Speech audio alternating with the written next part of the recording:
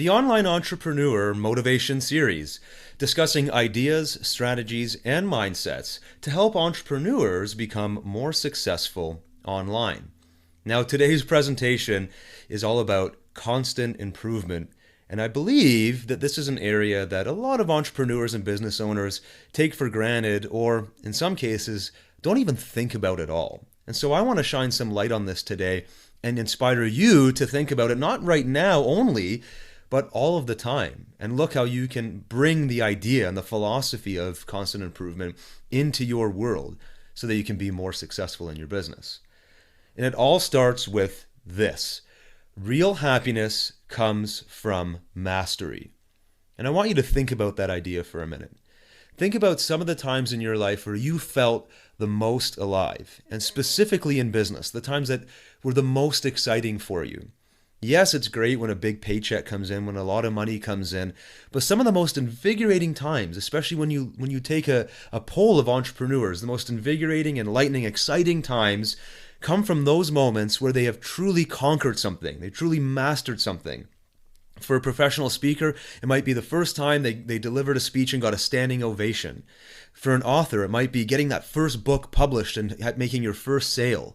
It could be anything, but the idea of starting off small, starting off with a limited skill set, developing your skills over time, and eventually becoming extremely proficient at something is one of the most rewarding experiences you can ever have in your life.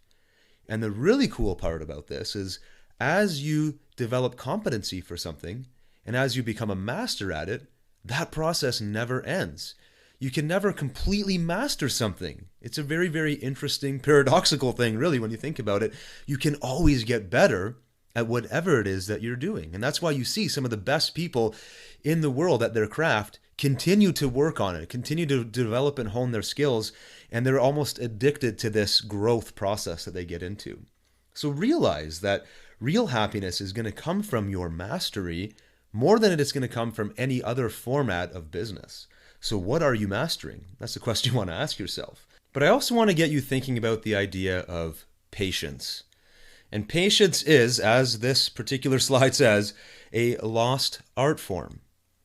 There are so few people who are willing to go through the almost painful experience of spending the hours, putting in the time required to become good at something, to constantly improve something, to master something. It's a painful thing to do. Let's face it. When you first start something, I don't care if you're learning how to play the guitar or you have no tech experience and you want to learn how to develop websites, all of these things have this massive list of skill that you must develop, and the initial phases are painful. And a huge degree of patience is required, and that patience is often what's lacking in most people, and that's the thing that causes people to abandon the art of mastery altogether.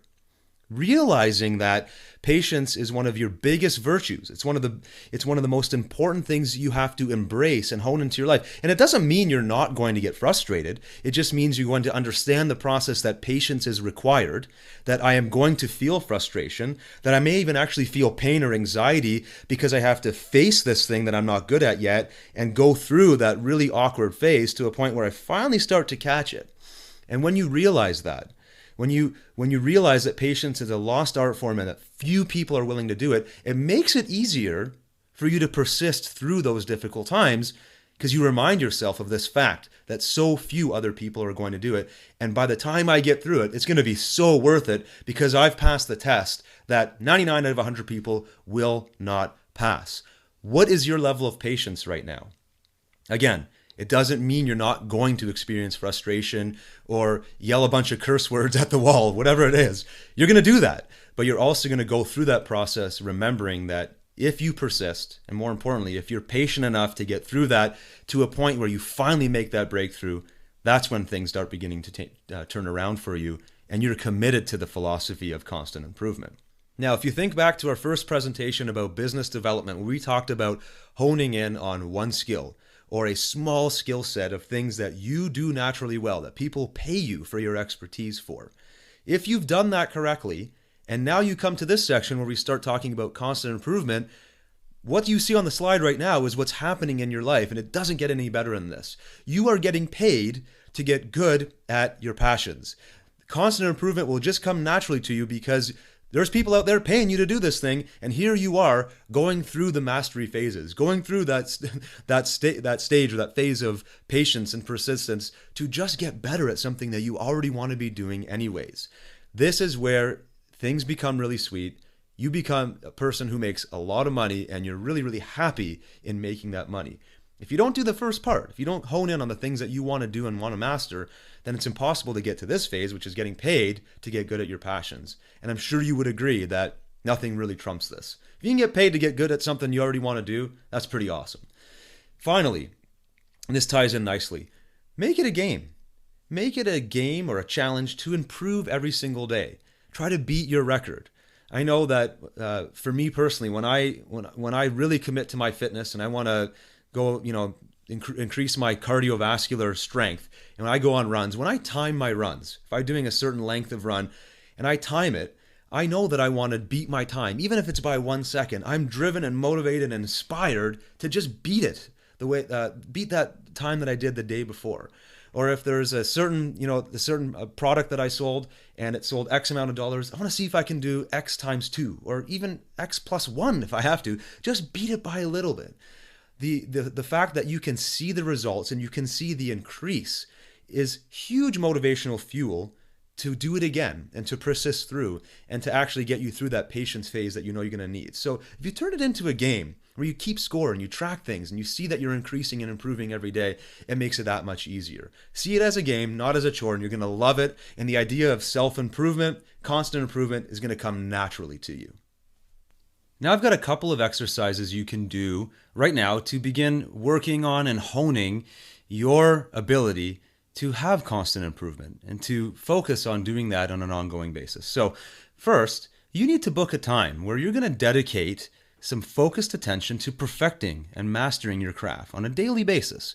So some people like to get up an hour early and dedicate that first hour of their day to this art, this specific form of improving themselves, of developing their craft, developing their mastery around whatever topic it is that's important to them.